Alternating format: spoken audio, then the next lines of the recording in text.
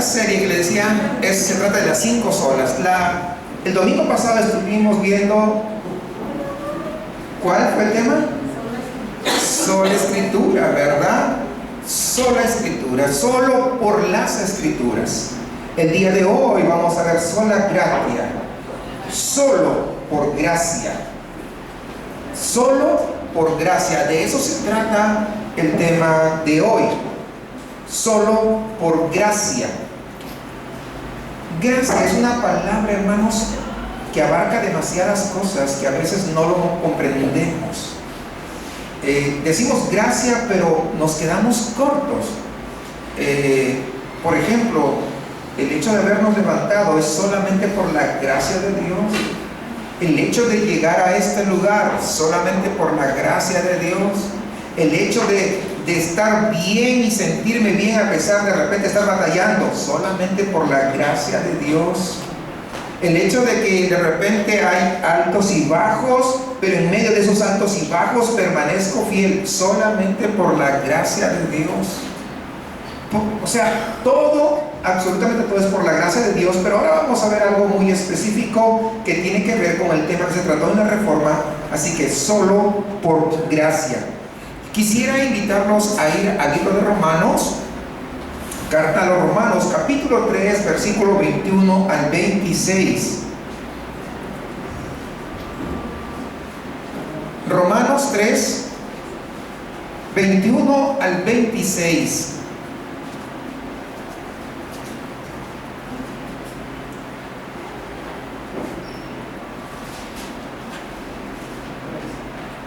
Romanos 3, 21 al 26.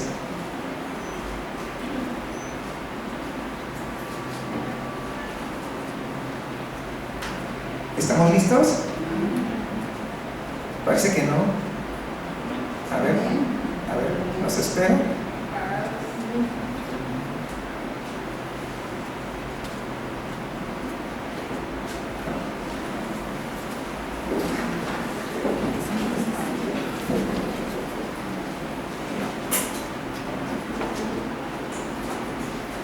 Solo por gracia.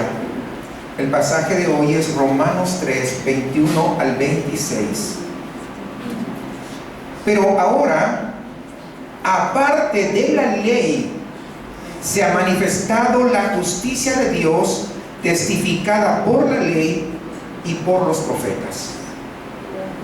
La justicia de Dios por medio de la fe en Jesucristo, para todos los que creen en Él, porque no hay diferencia. Por cuanto todos pecaron y están destituidos de la gloria de Dios, siendo justificados gratuitamente por su gracia, mediante la redención que es en Cristo Jesús, a quien Dios puso como propiciación por medio de la fe en su sangre, para manifestar su justicia a causa de haber pasado por alto en su paciencia los pecados pasados, con la mira de manifestar en este tiempo su justicia, a fin de que Él sea el justo y el que justifica al que es de la fe de Jesús. Oremos, hermanos. Amado Padre, muchas gracias por tu excelente palabra que nos das en esta mañana, que ha sido inspirada por ti al apóstol Pablo y que ha llegado hasta estos días a fin de poder disfrutar, Señor, de lo que tú has dicho y a la vez poder saber lo que tú piensas al respecto. Te damos gracias infinitas, porque si tú no te hubieses revelado, no te conoceríamos. Si tú no hubieses dejado tu palabra, ¿cómo podríamos acercarnos? Sino que viviríamos tal vez con temor, con miedo, con irreverencia, y no te conoceríamos en absoluto. Sin embargo, un Dios tan grande, tan fuerte, todopoderoso, pero a la vez quiso revelarse a sus criaturas y nos dejaste, Señor, este pasaje. Te agradecemos por ello. En esta mañana te suplicamos que seas tú obrando en nuestros corazones y nuestra mente de tal manera que podamos estar atentos y líbranos de cualquier distractor, de tal forma, Señor, que podamos adorarte también prestando atención a tu palabra. Señor, de forma personal te suplico que al margen de mis limitaciones tú puedas ser glorificado y puedas hablar a tu pueblo de acuerdo a la necesidad que cada uno de nosotros tiene. Te pedimos esto en Cristo Jesús. Amén. Pueden tomar sus lugares, amados hermanos. En el principio creó Dios los cielos y la tierra, y creo que eso lo sabemos, y todo lo que hizo, ¿qué dijo que era? Bueno. Todo lo que Dios hizo era bueno. La luz, el aire, el agua, la tierra, los árboles, los cerros, como acá por ejemplo que vivimos rodeados de las montañas, las frutas, los pájaros, los peces, los animales de 2 patas y de 4 patas, en fin, todo era bueno. Y usted no sabe esa parte, eso lo vemos en Génesis. Estaba tan lleno de vida, era como una explosión de vida, de vitalidad, de florecimiento y de fecundidad. Todo era maravilloso. Todo era una celebración, una alegría inmensa. Y encima de toda esa creación que era buena, Dios puso mero arriba al hombre y la mujer, creados a imagen y semejanza de Dios, gobernantes de todo lo que Dios había creado. Dios los había hecho santos y a la vez estaban felices. Ellos no tenían ninguna otra preocupación, acababan de haber sido creados por Dios, y eso manifestaba la realeza de este Dios que había creado todo el universo. Ellos lo reflejaban. Así que ellos tenían el deber de cuidar el lugar donde estaban, de protegerlo, de guardarlo, haciéndolo florecer.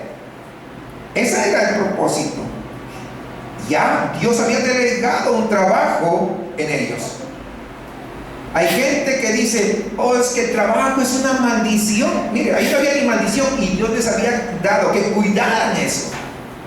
Aquel jardín del Edén que se conoce, Dios les había dicho: ustedes van a ser los regentes de esto. Todo era maravilloso, todo era extraordinario, pero sucedió algo terrible.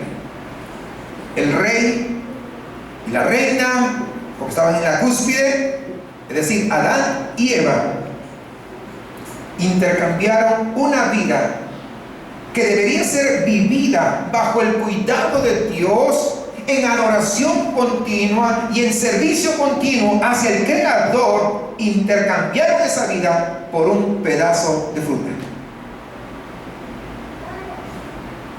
Cambiaron ese estatus que tenían por la creación, disfrutándola, porque ellos querían ser autónomos y no estar sometidos al Ser Supremo, que es Dios. Querían definirse a sí mismos, como el día de hoy. No, tú piensa como tú quieres, eso es lo que vale. ¿No es cierto eso? Ellos también se quisieron tener su propia definición de sí mismos. Quisieron ser independientes, quisieron tomar sus propias decisiones al margen de aquel que les había creado. Y con ese intercambio que ellos hicieron, las consecuencias de ello fueron terribles. Aquella felicidad que brotaba, aquel florecimiento de la buena creación de Dios, fueron intercambiados por una pesadilla infernal del pecado. Eso es lo que pasó. Empezando la Biblia, todo iba bien, primer capítulo, segundo capítulo. En el tercer capítulo, inmediatamente cambian todas las cosas. No duró mucho. comenzó el desorden, comenzó la destrucción, comenzó la decadencia, comenzó la tristeza, comenzó la frustración, comenzó el sufrimiento y continuó con el caos. Hermanos, esta es la verdadera y necesaria descripción del mundo después de Adán y Eva, y aún continúa el día de hoy. Puede ser que no nos demos cuenta, puede ser que no nos cayó el 20, como decimos, ¿verdad? Es posible que nosotros mismos hayamos levantado o construido determinadas defensas para no ver la realidad que nos rodea. No, es que yo no quiero ver las noticias porque solamente cosas malas me entero. ¿Crees que si no ves la noticia no te vas a enterar? ¿O que no va a pasar? No, es una defensa que estás levantando para no darte cuenta de la realidad, para no darte cuenta de la fragilidad de este mundo. Es posible, supongo, que las comodidades que vivimos en la ciudad de alguna manera hayan embotado tanto nuestros sentidos sobre el estado actual del mundo que al final no nos parezca tan malo las cosas que están pasando. Y si fuese así, la historia bíblica nos va a hacer recordar a nosotros y nos va a aclarar las cosas, que Dios creó un mundo bueno, pero tras el pecado de Adán y de Eva, allá en el jardín, eso lo vemos, como les dije, en Génesis 3, el pecado, la maldad, la injusticia, la idolatría, la brutalidad, el egoísmo de la carne y la muerte llegaron para arruinarlo absolutamente todo. La creación tan buena de Dios se fracturó, se hizo añicos y se llenó de violencia. Dios no lo creó así. Eso no quiso Dios. Y la historia no tarda en demostrarlo. Avanzamos un capítulo más, Génesis 4, vemos que Caín asesina a su hermano Abel solamente por envidia. Seguimos avanzando en las escrituras, Génesis 6, toda la faz de la tierra está llena de violencia y está manchada de sangre, y eso conduce al juicio final del diluvio. Avanzamos un poco más, Génesis 14, vemos un intento de violación violenta. Y avanzamos a Génesis 34, donde ocurre efectivamente la violación. Y a lo largo de todo el libro de Génesis, hermanos, hambrunas despojan a esa tierra que Dios había creado, lo despojan de su bondad, de su fecundidad, y comienza a surgir de alguna manera la idolatría, la cual comienza a minar a la misma gente. Y al final de Génesis, las luchas, la envidia comienzan a desgarrar el tejido familiar, donde comienzan a ver las desintegraciones familiares, no mucho después de la creación. Vemos a la familia de Jacob hecho trizas. Es lo que narran las escrituras. Y en el libro de Éxodo vemos cómo un imperio como Egipto comienza a oprimir violentamente a aquella joven nación llamada Israel. Hermanos, el mundo de la Biblia es nuestro mundo el día de hoy. Un mundo roto, un mundo caído, un mundo decadente, un mundo depravado, un mundo pecador y un mundo triste. Pero sigue siendo el mundo que Dios creó y Dios está comprometido con él. Dios no se ha olvidado de su mundo. Y eso tenemos que tener presente. Sigue comprometido con aquellos buenos propósitos por el cual Dios lo creó. Y no va a permitir, hermanos, que el pecado y la maldad estropeen para siempre lo que Dios creó bueno. Entonces, en el caos que el pecado humano provocó en el mundo, Dios hace una obra extraordinaria. De la opresión y violencia que se vivía en Egipto, Dios rescató para sí a un pueblo. El Dios creador, hermanos, demostró ser también el Dios redentor. Al redimir a Israel de la esclavitud, sacarlo de ser esclavos y hacerlos libres. En su bondad en su poder, hizo que Israel fuese un reino de sacerdotes y que fuera declarada una nación santa. Dios les dio a Israel, su pueblo, su santa y justa y buena ley. Recuerdan allá en el monte Sinaí. Fue Dios el que tomó la iniciativa, y en medio de la maldad del mundo, hermanos, Dios comenzó a hacer una obra maravillosa y poderosa. ¿Para qué? Para poder restaurar lo que el pecado que empezó en Génesis 3 había pervertido. Para poder derribar la impureza y la injusticia que reinaba, para establecer la justicia y la santidad. Y eso, de alguna manera, al dar esa ley santa, es que de alguna forma comienza la respuesta de Dios al problema de la maldad y el pecado, o por lo menos eso parecía cuando fue dada la ley en el monte Sinaí. Porque recuerden esto: aunque Israel fue llamada nación santa, rápidamente, hermanos, demostró que no era más santo que el resto de países alrededor de ellos. No lo era. El resto de países eran idólatras, el resto de países eran malvados. Israel también era idólatra y también era malvado. ¿Cómo lo sabemos? Porque mientras Moisés había ascendido al monte Sinaí para poder recibir la ley del mismo Dios Todopoderoso, abajo Aarón y todo el resto de la nación estaban adorando a un becerro de oro. ¿Cómo es posible? Ahora, esto no fue un pequeño parpadeo en la historia de Israel. No. Como muestra, cuando vamos a una lectura rápida a lo largo de todo el Antiguo Testamento, Israel, hermanos, era tan idólatra y tan depravado como aquellas naciones que lo rodeaban. No era lo mejor.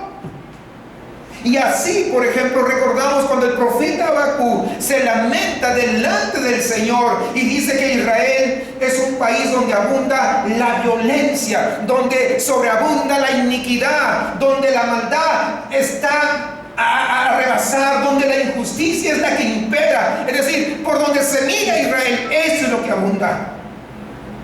Por lo cual la ley es debilitada y el juicio no sale según verdad. Dice en el capítulo 1 el profeta Habacuc. Habacuc, hermanos, se está lamentando de la historia de Israel. Es decir, que la ley ha sido incapaz, esa ley santa que Dios había dado en el monte Sinaí, había sido incapaz de provocar un cambio verdadero y profundo y duradero en esa nación.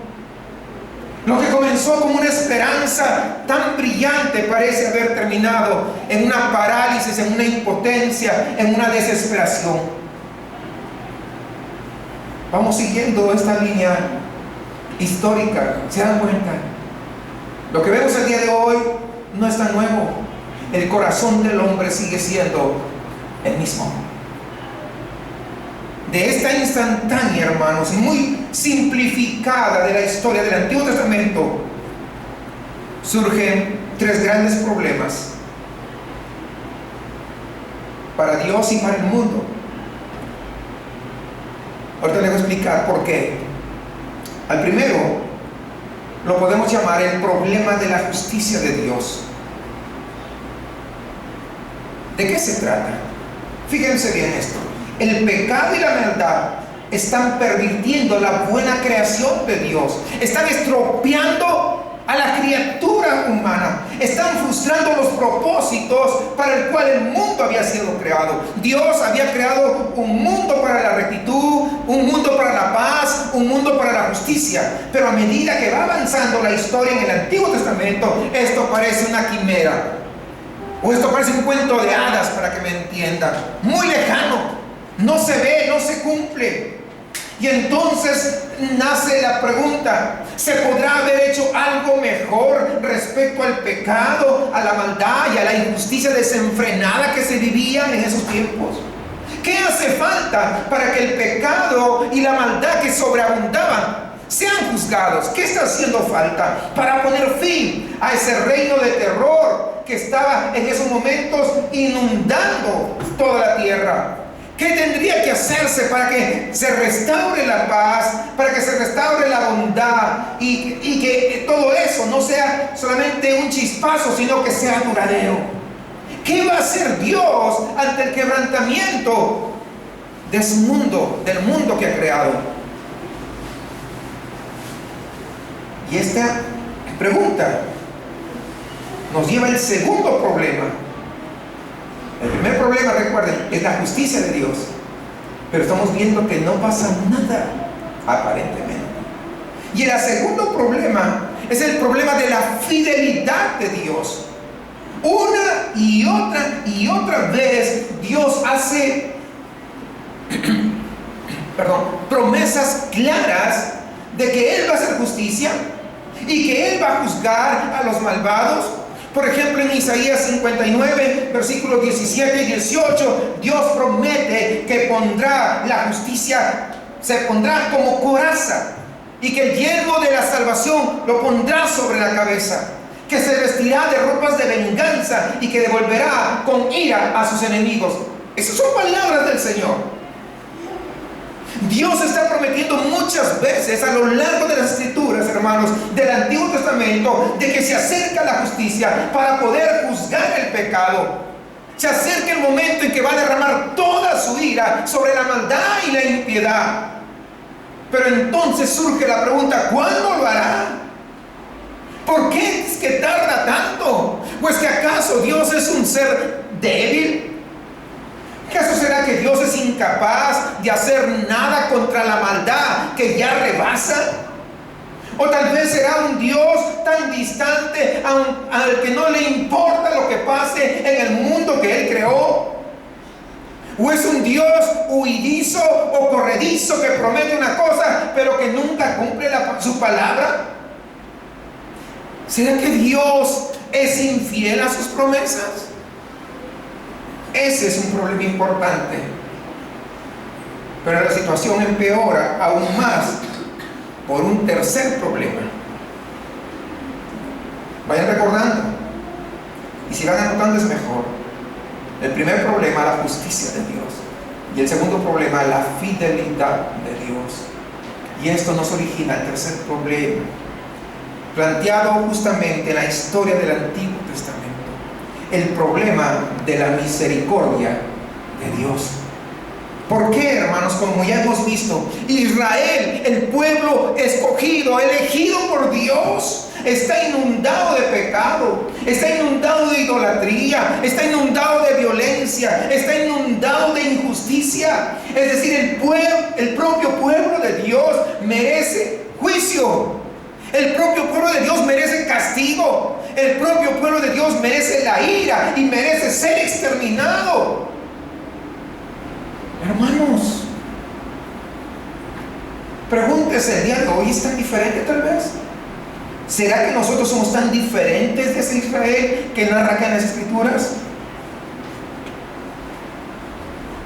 ¿Cómo es que debe responder el santo Dios a la rebelión de su propio pueblo, cuando su pueblo está adorando a un becerro de oro?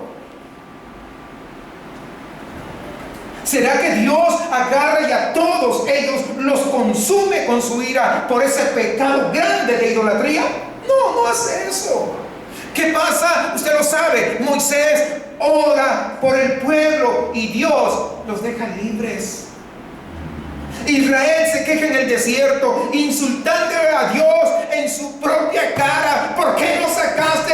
En Egipto estábamos mejor, cuando estaban llorando en Egipto, pero ahora no se acuerdan de eso. Y están desafiando a Dios, acusándolo de inepto, que no tiene las condiciones para poder alimentarlos, acusándolo a Dios que le falta cuidado de ellos.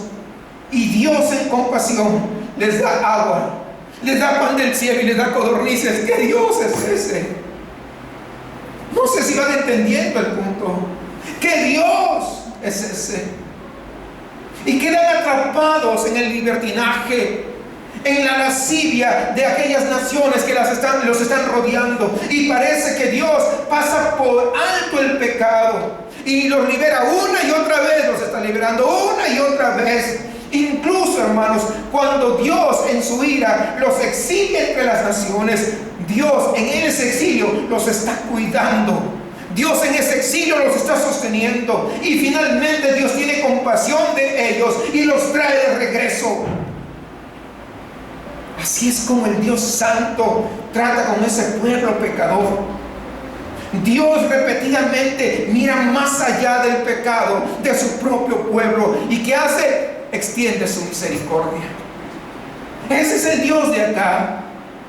A veces, hermanos, se da la confusa suposición de que en el Antiguo Testamento Dios es vengativo y sanguinario. Yo le pregunto, ¿eso es verdad con todo lo que estamos hablando? Algunos piensan que en el Nuevo Testamento Dios es más bondadoso y más indulgente. Solamente alguien llega a esas conclusiones erróneas cuando no presta atención a la historia de la Biblia. Dios es increíblemente indulgente, bondadoso, generoso, paciente y clemente con su pueblo en la historia del Antiguo Testamento.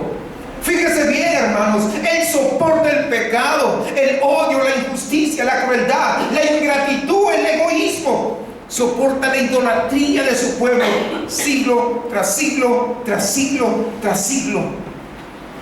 Yo, de forma personal, apenas puedo pasar una tarde con mis hijas que se porten desobedientes sin levantarme con enojo contra ellas. Y Dios no es como nosotros.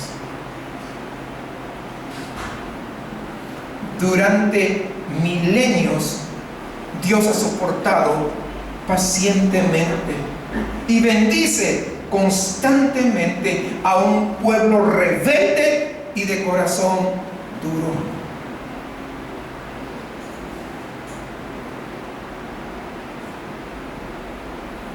¿Te representa algo lo que te acabo de decir? ¿Te trae a tu memoria algo de lo que estoy diciendo? Dios es increíblemente indulgente en la historia del Antiguo Testamento, y este es precisamente el problema. Cuando yo estaba repasando el sermón, simplemente se me caían las lágrimas y decía: Señor, yo soy ese rebelde. Y agradecía tanto que Dios no sea justo, porque si fuese justo, yo tendría que estar condenado al infierno.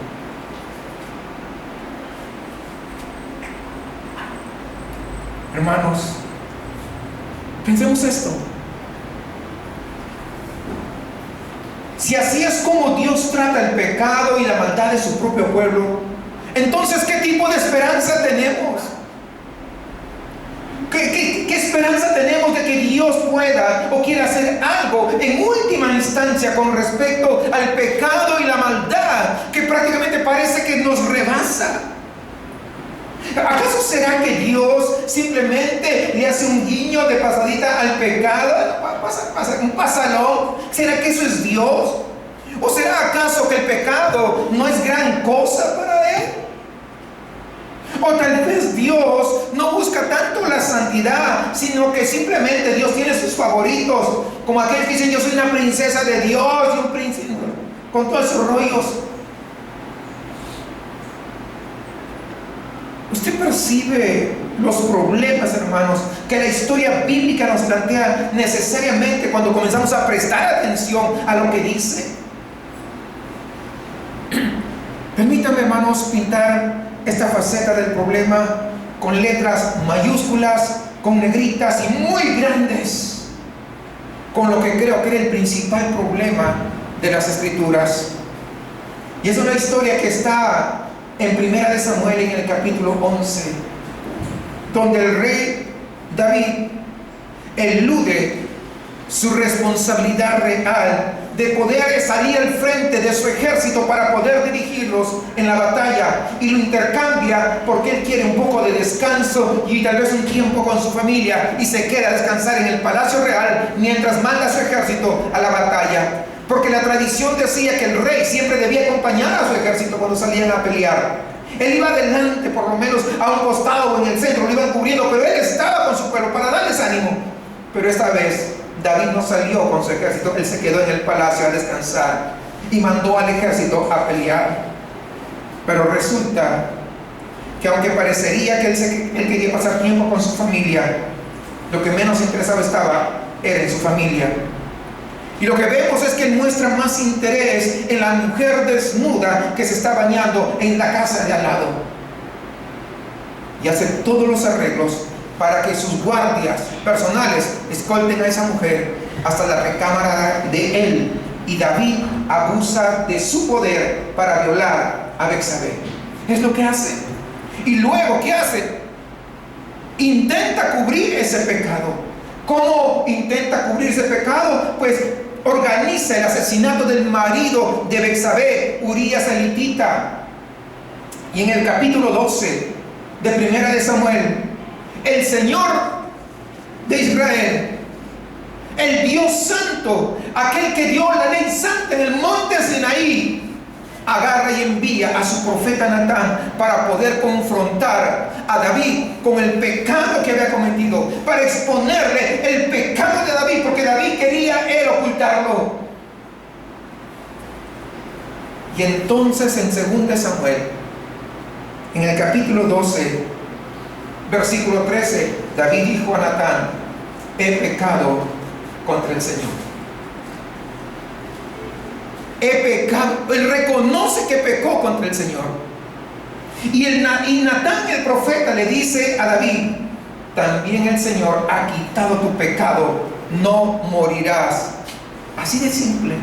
Sin pestañear, Dios le dice a través del profeta que el pecado de David ha sido quitado. Es decir, David no necesitaba morir. David el asesino no necesita morir. David el violador no necesita morir. David el que había dañado a todos en su reino no necesita morir. David había dañado a su ejército, había dañado a su pueblo, a su familia, había dañado a Urías, había dañado a Betsabé, a la familia de Urías, a la familia de Betsabé, pero no necesita morir por su pecado. ¿Entiende esto? Miren, si alguien le hiciera esto a una de mis hijas y el juez decide muy benevolente: está bien, el criminal no necesita pagar por su crimen, debemos mostrar misericordia por ese criminal. ¿Saben qué? La misión de mi vida sería destruir a ese juez de la peor manera. No merece llamarse juez. Ese hombre es una burla para la justicia. Ningún juez podía salirse con las suyas al tener tanto desprecio por la justicia. Entonces, ¿qué tiene que ver el Dios del universo, el Dios santo, santo, santo, con tratar a David de esta manera? La historia del Antiguo Testamento, hermanos, plantea el problema de cómo Dios puede ser Dios, pero al mismo tiempo mostrar misericordia a los pecadores. Y es un problema que el Antiguo Testamento nunca resuelve por completo. Solamente insinúa una solución, pero no hay una luz completa. Por ejemplo, la ley de Dios prescribe en Levítico capítulo 16 que cada año el sumo sacerdote debería entrar al templo, al lugar santísimo, y tendría que entrar con esa ofrenda, con ese toro, para sacrificarlo y poder rociar esa sangre de ese toro sobre el propiciatorio, sobre el arca. Y de esta manera Dios indica que estaba justamente enojado contra el pecado, que el pecado merece castigo y que será castigado vida por vida. La vida, es decir, la sangre de un toro, hijo de la manada, dice allí en las Escrituras, por la vida de los hijos. Era la única manera. Era la única manera. En el día de la expiación indica que la intención de Dios de promulgar justicia, de pagar el pecado contra la ira santa, pero tenía que hacerlo a la manera que Dios había elegido a fin de poder perdonar a ese pueblo pecador. Pero está muy claro que el día de la expiación, hermanos, aquí en Levítico 16, no puede ser la respuesta final a esa pregunta de por qué Dios puede dejar en libertad y no destruir y no castigar a ese pueblo pecador. ¿Por qué? Porque ese día de expiación finalmente tenía que repetirse año tras año, tras año, tras año, y nunca parar. Por lo que nunca podría haber sido la solución última contra el pecado. ¿Se dan cuenta? Porque tenía que repetirse. Porque solamente se trataba de sangre de toros y de machos cabríos. Un sustituto difícilmente justo para los atroces pecados de la humanidad. Y todo esto, hermanos, en el día de expiación tuvo un lugar misteriosamente detrás del velo, porque nadie veía eso. Estaba en el lugar santísimo. Solamente el sumo sacerdote vio lo que sucedió. Sin embargo, esa es una forma de decir que vio. ¿Por qué? Porque de alguna manera su vista quedaba media oscurecida por el humo del incienso que subía. Es decir, no tenía una visión clara. Él rociaba la sangre sobre el propiciatorio en el día de la expiación, pero no veía qué más pasaba. Pero ese rociar de la sangre sobre el propiciatorio de alguna manera insinúa que a Dios le importa la justicia y los medios para poder juzgar el pecado.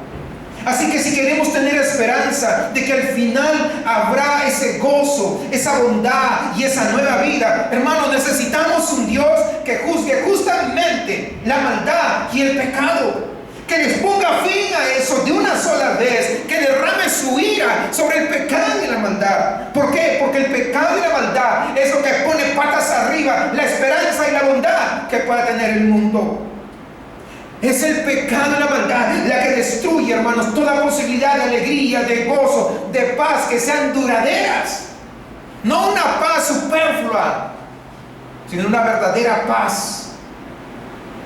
Dios no puede ser indulgente con el pecado, ni siquiera con el pecado de su propio pueblo. Pero también necesitamos un Dios que juzgue el pecado y la maldad de tal manera que nosotros, hermanos, los pecadores, los malvados, los idólatras, los egoístas, no seamos consumidos con su juicio. La historia del Antiguo Testamento en realidad no resuelve esa tensión, sino que lo magnifica. El mundo bueno que Dios creó está inundado de pecado, está inundado de muerte, está inundado de maldad. Pareciera que Dios como que se está demorando en hacer algo al respecto. El propio pueblo de Dios es cómplice de ese mal, y Dios pareciera que pasa por alto su pecado con una aparente negligencia. Y esto plantea la pregunta: ¿de qué tanto le importa a Dios realmente el pecado y el horror de la decadencia que hay? Mas ahora, dice el apóstol Pablo en Romanos 3:21, finalmente la justicia, hermanos de Dios, la justicia que nosotros ni siquiera lo esperábamos, ha de manifestarse plenamente. La justicia final de Dios, que todo el mundo lo necesita para fin de poder tener una verdadera esperanza, ha sido revelada en la obra de Cristo Jesús. Esta justicia de Dios se ha manifestado, dice, aparte de la ley. Fue manifestada por la ley, aquella ley y todo lo que los profetas habían estado diciendo. Lo que de alguna manera Pablo está diciendo: por fin ha llegado la solución que no se ha visto en el Antiguo Testamento. Por fin llegó, y demuestra la justicia de Dios en forma inequívoca. Es decir, ahora sí es que se va a tratar con el pecado como tiene que ser. Se va a tratar con la maldad de manera contundente, de manera decisiva, con una justicia innegable. Y observe cómo el apóstol Pablo repite en el versículo 25 y 26 de Romanos 3, que es el pasaje que hemos leído. Y en el versículo 25 dice, manifestar su justicia. Y en el versículo 26 dice, Dios ahora manifiesta su justicia. ¿Por qué la repetición? Yo creo que el objetivo era resaltar algo crucial que había en medio de un sándwich, vamos a decir así. Pablo dice que en su divina paciencia Dios pasó por alto los pecados pasados. En su divina paciencia, en su divina misericordia. Y esa es la razón por la cual Dios necesitaba demostrar claramente la justicia. Durante mucho tiempo actuó como, pues si no fuera completamente justo. Pareciera que es un pasalón, que no le importan los pecados. Pero déjeme decirle algo, Él fue justo todo el tiempo. Y ahora ha mostrado decisivamente cómo podía ser y es. Y concluye en el versículo 26, justo al tiempo que justifica a los impíos, a los pecadores. La justicia de Dios ahora se ha manifestado no solamente para juzgar el pecado y la maldad, sino que al mismo tiempo, ¿saben qué hace? Redime a los pecadores. Al mismo tiempo salva a los pecadores. La justicia perfecta de Dios que ha obrado en Cristo está condenando el pecado. Y lo condena gravemente, pero al mismo tiempo, según Romanos 3:22, rescata para todos los que creen en Él, porque no hay diferencia. Fíjense lo que Dios hace. Es un Dios extraordinario, un Dios sabio. Por grandes pecadores que parezcan, Dios extiende su gracia y extiende su misericordia. Y te da la oportunidad una y otra vez. ¿Cuántas? Eso no lo sabemos. Hoy, cualquier pecador, judío o gentil, tú o yo, podemos recibir la misericordia de Dios sin ninguna duda sobre su plena y perfecta justicia. Todo se debe a lo que Dios ha hecho a través de su Hijo amado, Cristo Jesús, para poder probar su justicia. Pero ¿qué ha hecho realmente? Versículos 25 y 26, hermanos, son los que nos dan la respuesta. Porque son versículos de gran peso que Martín Lutero escribió allá al margen de su Biblia. Junto a estos versículos, él dice que son el punto principal, es decir, el lugar central de toda la Biblia. Hermanos, aquí Pablo declara que Dios ha manifestado a Cristo Jesús, como se dice en la versión de la Biblia. No sé cómo se dice la traducción. Es una Biblia en inglés, la Nueva Biblia Americana Estándar. Creo que es más o menos la traducción, debe ser así. Pero dice esto: Dios ha mostrado públicamente a Cristo Jesús. Y estoy trayendo esa traducción porque me parece que es la mejor traducción de todas las escrituras, de todas las diferentes versiones que hay. Dios ha mostrado públicamente a Cristo Jesús. El punto de Pablo es que la demostración de la justicia de Dios en Cristo es una exhibición pública. La obra de Dios en Cristo no está escondido detrás de un velo para que nadie lo vea, como lo estaba en el ritual del día de la expiación, que el sumo sacerdote tenía que entrar dentro del lugar santísimo, donde nadie más entraba, solamente él, y entraba una sola vez al año. Pero esto que hizo Dios, eso está al aire libre. Estaba en la cima del monte de la calavera, ahí en el Calvario. ¿Para qué? Para que todos lo vean. El día de la expiación, hermanos, era una insinuación de lo que iba a venir posteriormente. Era una prefiguración, un indicio que había una obra final y mejor que Dios se propuso hacer abiertamente a través de Cristo desde el principio. Dios ha mostrado a Cristo públicamente, es lo que hizo, y continúa diciendo en el versículo 25, como propiciación en la sangre de Cristo.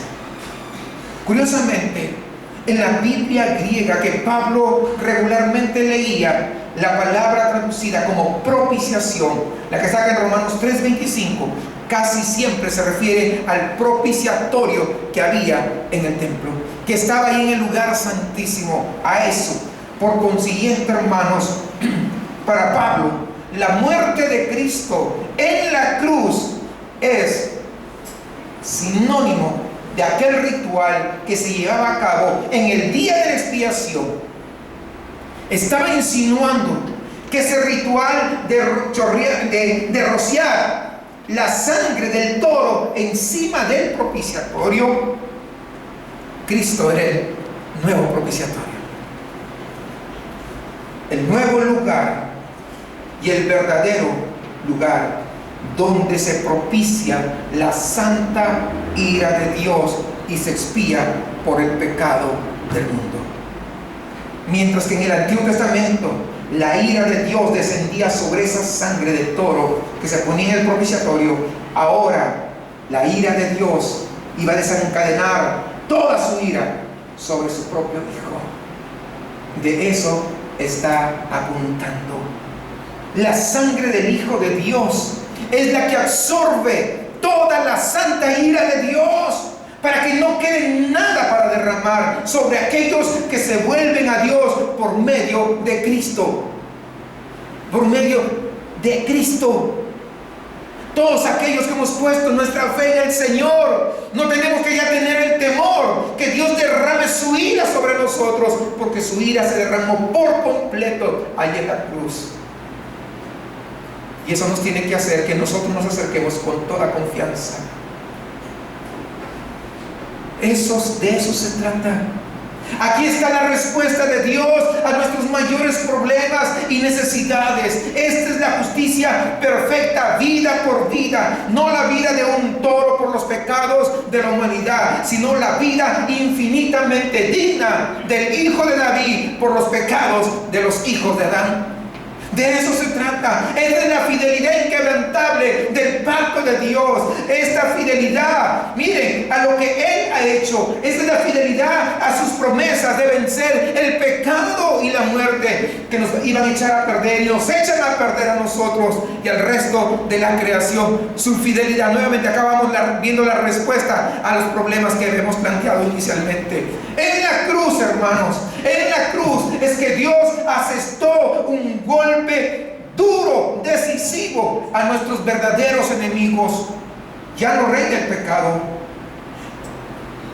ya no reina más el pecado, ya no reina la muerte sobre esta carne débil, frágil y egoísta. Porque en Cristo, que tomó nuestra carne, la carne fue muerta, como diría Pablo en el capítulo 8 de Romanos, para que también, hermanos, en este mismo Cristo, nuestra carne pueda ser resucitada nueva, resucitada a una nueva vida, resucitada a la vida que desde el principio tendríamos que haber vivido. El plan de Dios nunca, jamás falla. Si se dan cuenta, cuando pareciera que las cosas no son de lo mejor, Dios siempre tiene la última palabra. Dios ha sido fiel y Dios es fiel en todas sus promesas.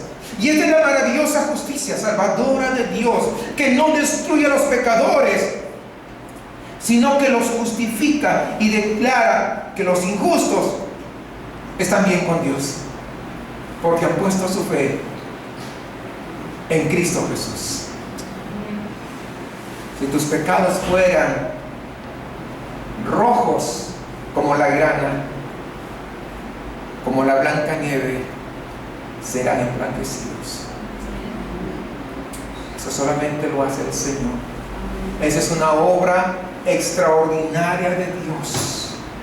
Y no solamente hace eso, sino que les da la bienvenida, como indican los siguientes capítulos de Romanos, sino que también les da un nuevo nacimiento, una nueva vida y una verdadera esperanza. Es en la cruz de Cristo que Dios es a la vez justo y justificador de quienes confían en Jesús. Es en la cruz, hermanos, y en la resurrección de Jesús, la historia bíblica encuentra el verdadero centro del clímax, y toda esta rectitud y redención, cumplimiento, fidelidad, justicia y justificación vienen de Dios para nosotros por pura gracia. Es un regalo maravilloso. Es como dice el apóstol Pablo en el versículo 24, el don de Dios por su gracia únicamente. El don, el regalo de Dios, nuestra posición ante Dios, nuestro perdón, nuestro escape del juicio que nosotros merecemos, nuestra verdadera esperanza, nuestra salud, nuestra vida, hermanos, la vida abundante que Dios quiere para todos, se obtienen únicamente por gracia. Lo que Dios hace para nuestro bien es puro don, es puro regalo, y eso significa 4 cosas. Significa, en primer lugar, que la redención y la justicia de Dios vienen a nosotros, como les dije hace un momento, solo por gracia. Significa que no provienen de nuestro esfuerzo. Significa que no provienen de nuestro merecimiento. La salvación y la vida no vienen por nuestras propias obras. ¿Cómo podrían? Todos somos pecadores, lo leíamos en el versículo 23. Es la parte del objetivo de la larga historia, hermanos, del Antiguo Testamento, la cual consideramos hace un momento sobre la historia de Israel. Si el pueblo de Israel, imagínense ustedes, teniendo todas las ventajas de su relación con Dios en comparación con otras naciones, los poseedores de la santa, justa y buena ley de Dios, si incluso ellos demuestran ser pecadores que son sujetos a juicio, entonces, ¿qué posibilidades tiene alguien fuera de Israel de correr un destino diferente? Ninguna. Si Israel fracasó, entonces toda persona, cada persona de todo el mundo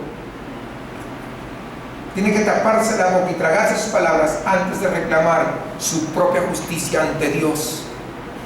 Aunque el día de hoy en la ignorancia muchos dicen, pero yo me porto bien comparado con un asesino tal vez, bien comparado con Hitler tal vez. Porque si somos honestos y nos examinamos, no hay tantas cosas buenas que digamos en nosotros. Y si nos vamos a presentar delante de un Dios santo, no podríamos, porque no llegamos a su estándar. Por eso es que tenemos que poner nuestra fe en Jesucristo, porque Él pagó completamente el precio. Él es el único que nos permite que el velo del templo sea rasgado y poder nosotros tener acceso ante Dios. Hermanos, justo antes de nuestro pasaje que leímos en el versículo 19 y 20 dice, todos pecaron y están destituidos de la gloria de Dios. Es decir, todo esfuerzo que hagamos para ganarnos el camino hacia la presencia de Dios, el gozo de esa vida, ¿saben qué? Eso es insuficiente. Es una vil mentira cuando la gente muere y dice, ya, descansa en paz, por fin se fue a descansar. Es una gran mentira, hermanos. No han leído las Escrituras. La única manera para que alguien que ya es parte de este mundo descanse en paz es que haya puesto su fe en Cristo, porque es el único a través del cual podemos llegar a la presencia del Señor. Fuera de Él no se puede ir ni se va a tener descanso. De hecho, hermanos, lo que estoy diciéndoles es lo que Martín Lutero pensaba que era el punto central y básico de todas sus protestas contra los abusos de la iglesia de su época. ¿Por qué? Porque la verdadera cuestión de la reforma era la esclavitud humana al pecado, era la incapacidad de todos en Adán de querer hacer algo correcto y santo. La incapacidad de todos en Adán de poder ganarse el camino a la presencia de Dios. No agradamos a Dios, hermanos, con nuestros propios esfuerzos. ¿Sabe por qué no le agradamos? Porque no podemos. Es imposible. Somos impotentes para hacerlo. ¿Cómo lo sabemos? Lea Romanos 8, 7 y 8. Es lo que dice. Porque nosotros estamos esclavos del pecado. Así que lo único sabio que podemos hacer es abandonar esas fantasías de tratar de ganarnos el favor de Dios con nuestras fuerzas. Aparte de los ansiosos esfuerzos de autojustificación, de querer impresionar a Dios. Hermanos, ¿saben qué? Nuestra mayor necesidad no es impresionar a Dios. ¿Saben por qué? Porque no podemos. Nuestra mayor necesidad no es tratar de impresionar a los demás. Soy el mejor de la colonia, por lo menos soy la mejor de la esquina de la cuadra, el mejor.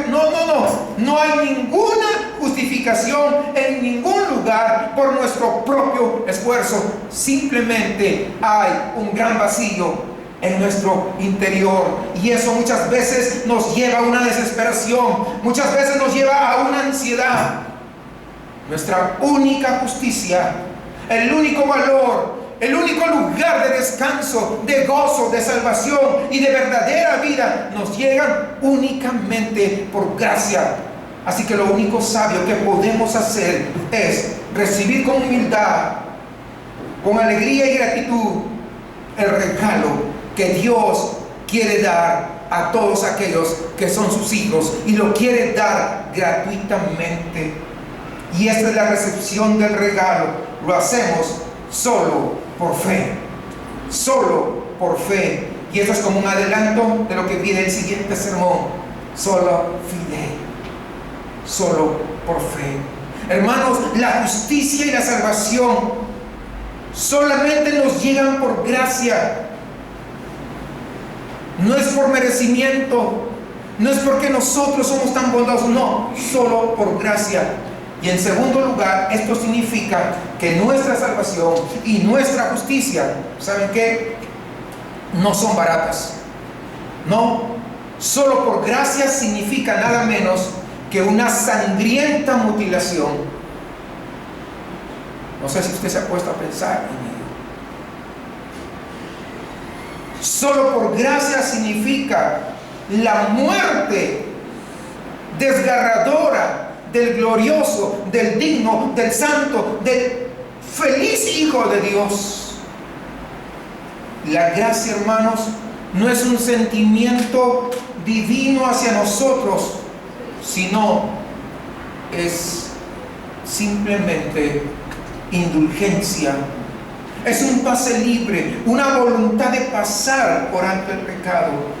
La gracia no es un sentimiento, de ninguna manera. La gracia no es una sustancia invisible a la que accedemos con pensamientos correctos. No, mis pensamientos son en Dios y con eso. No. Nada que ver. Gracia es el nombre que las Escrituras le dan a la obra de Dios en la historia para implementar la justicia perfecta en Cristo, pero sin destruirnos. A pesar que nosotros somos los pecadores. La gracia es concreta, la gracia es histórica, pero también la gracia es sangrienta y la gracia es costosa. ¿A quién le costó? A Cristo Jesús. La gracia es costosa. ¿Por qué? Porque el pecado es atroz. Si no pensamos en la gracia, hermanos, en términos tan costosos y concretos, puede ser porque no pensamos mucho en nuestro pecado. Tal vez pensamos que básicamente estamos bien, porque si ponemos en la balanza, hacemos más bien que mal. No, pero yo hago más cosas buenas que malas. Tal vez pensamos que el pecado es romper una regla por aquí, otra regla por allá, y siempre decimos, es que nadie es perfecto. Con eso te excusas. Recuerde el pecado de David en 2 Samuel. Cuando Dios confrontó a David, Dios le está diciendo, me has despreciado. Y yo me imagino a David diciendo, ¿despreciarte? Oh Dios, no, yo no estaba pensando en ti. Yo tenía pasión por esa hermosa mujer que era mi vecina. Pues la vi desnuda, ¿qué esperaba? Soy hombre finalmente, como algunos piensan. Yo tenía pasión por ella. Y además hice lo que hice porque tenía temor que me descubriera. Yo lo que estaba tratando de salvarme, por dicho, eran las apariencias. Dios, tú eras lo último en que yo pensaba. Y esa es la definición de pecado. el Dios que nos creó, el Dios que nos dio buenos dones de la sexualidad y el matrimonio, el Dios que nos instruye sobre cómo encontrar gozo con los dones que Él nos ha dado, el Dios que amorosamente nos da nuestras vocaciones, nos hace que tengamos unas grandes relaciones con otras personas para buenos propósitos. Es quien nos da vida, es quien nos da aliento, es quien nos da todo. Hacemos lo que hacemos sin pensar en Él, sin prestarle atención alguna, porque realmente, ¿saben qué? No nos importa. No es el primer lugar. Es como aquel marido que le dice a su esposa después de haber cometido un adulterio: oye, vieja, pues no es tan malo, no te enfades tanto, yo no estaba pensando en ti en ese momento que lo hice. ¿Usted se imagina eso? ¿Sí capta la idea? Hermanos, el pecado es feo, el pecado es terrible, el pecado es miserable y es despreciable. No se trata de violar una ley impersonal, no se trata de un error aquí y otro error más allá. No es un pequeño error garrafal, no es algo moralmente malo que se comete de vez en cuando. No, el pecado es dar la espalda a nuestro más grande y verdadero y mejor, más amable, amoroso, fiel y satisfactorio amante. Y darle la espalda, y se lo voy a decir en estos términos, y perdonen, para poder ir y dar la vuelta y abrir las piernas frente a cualquier falso amante. Eso es el pecado. Eso es el pecado. Eso es horrible, condenable. Y por lo tanto, hermanos, la gracia es indescriptiblemente costosa. Somos salvos a un gran costo y solo por gracia. Y lo que significa, en tercer lugar, que los grandes propósitos de Dios para la creación no son finalmente obstruidos por el pecado, por el mal, por la carne ni por la muerte, porque Dios está comprometido con todos sus propósitos creacionales que Él tenía en mente desde el principio, comprometido con todas y cada una de sus promesas. Y lo que Dios estaba haciendo en Cristo, en esa obra de gracia a favor de los pecadores, era de alguna manera volver a encarrilar sus propósitos creacionales, cumpliendo las promesas de su pacto. Dios ha demostrado su justicia en Cristo, que es nada menos que la seguridad de una nueva creación. Por eso Él dijo que cuando Él venga, habrá cielos nuevos y tierra nueva. Hermanos, habrá una nueva creación, no solamente de nosotros, no, habrán rocas nuevas, cielos nuevos, mares nuevos, árboles nuevos y todo el resto de la buena creación nueva. Este es el final feliz de la historia, y esta historia que Dios nos ha dado es segura. E incluso puede probar la iglesia ahora, tal vez en una forma de pago inicial, y lo podemos probar en el poder del Espíritu Santo, debido a que solamente ha sucedido por gracia. Finalmente, que nosotros, que usted y yo seamos salvos, es únicamente por gracia. Significa esto, que usted y yo somos objetos del amor del mismo Dios todopoderoso, glorioso. Es Dios quien amó tanto al mundo que envió a su Hijo amado en una misión de amor. Es el Dios junto al Hijo y al Espíritu Santo quienes planearon en la eternidad pasada lograr nuestro bien supremo, lograr que seamos justificados, lograr que podamos tener paz con Él. Nuestra salvación solamente es posible por la gracia, y es el resultado de una buena conspiración del Dios Trino que nos ama tanto. Así que el Evangelio, hermanos, de la salvación solo por gracia, esa es la buena noticia de que somos objetos del amor inagotable de Dios. Él no se cansa. Él no se queda dormido. Su amor sigue fluyendo y fluyendo y fluyendo.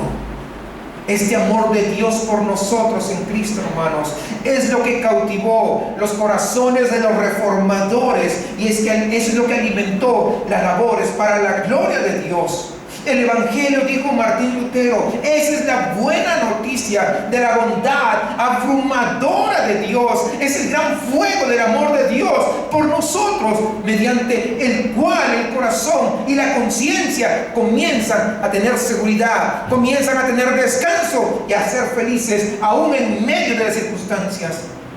Y cuando nosotros, hermanos, comenzamos a reconocer la maravilla del amor que Dios tiene por nosotros a través de Cristo Jesús en la cruz, entonces comenzamos a reconocer el amor de Dios por nosotros es todo lo que nosotros necesitamos. Este es nuestro Dios. Este, hermanos, es el océano de amor y de vida al cual nosotros estamos invitados a nadar. Venid a mí, los que estáis sedientos, venid a mí.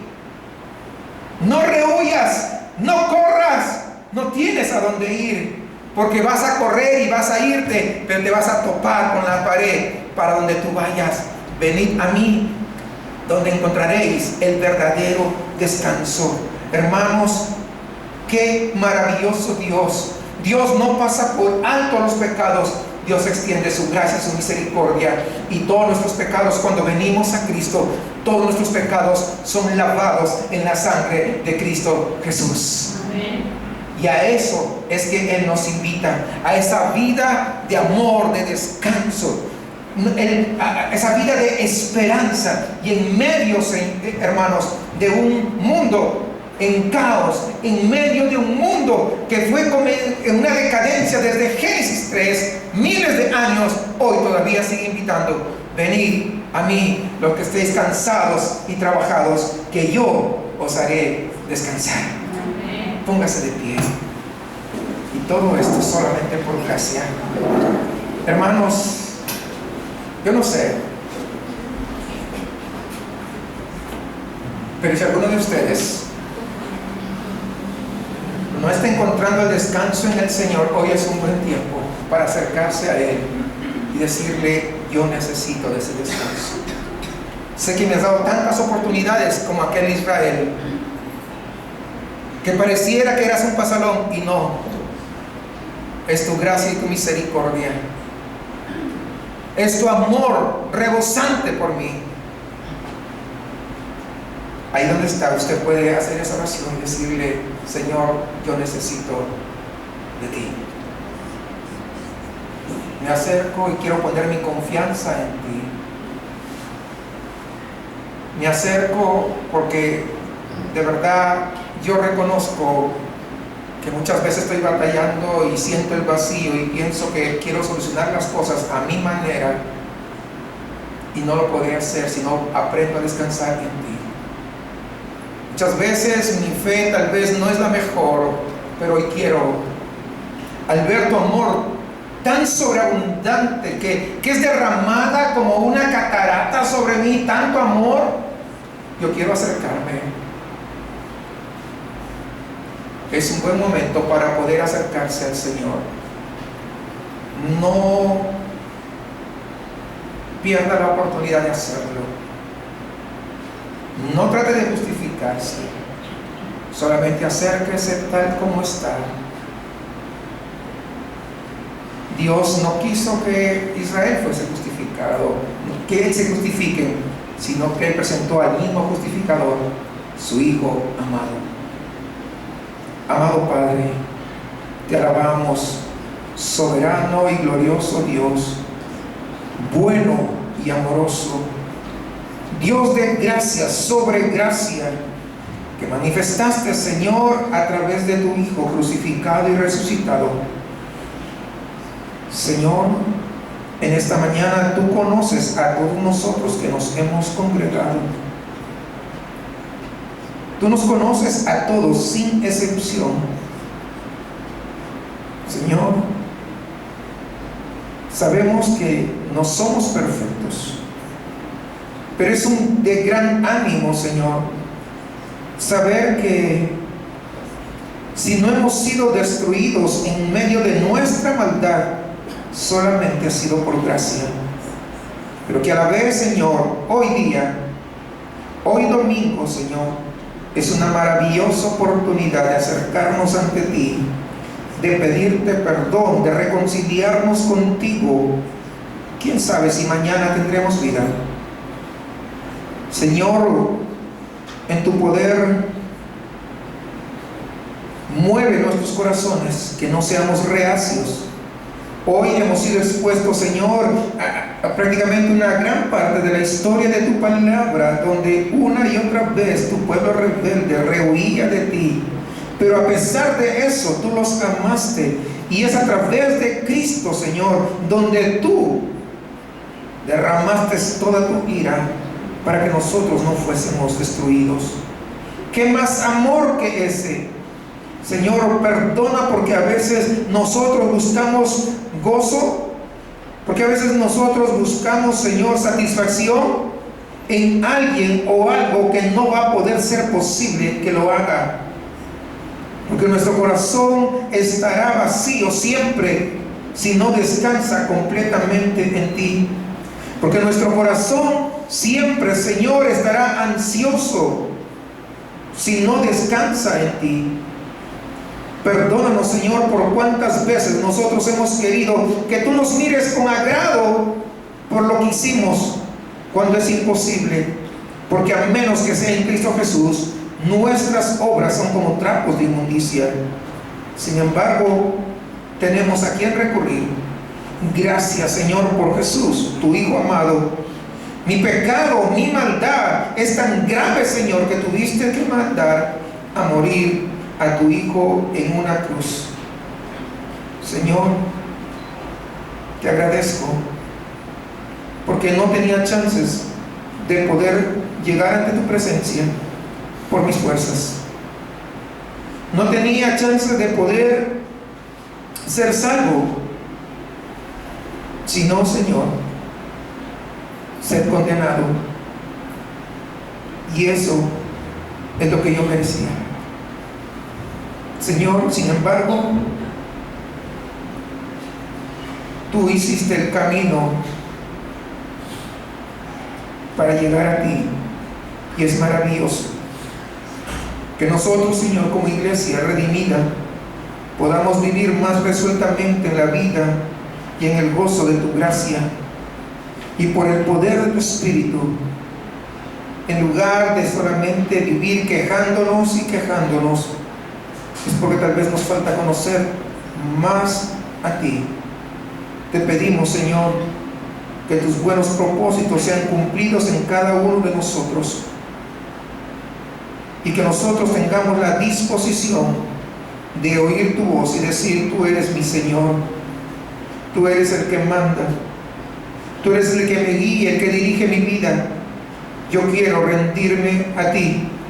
Perdóname por estar batallando contigo, Señor.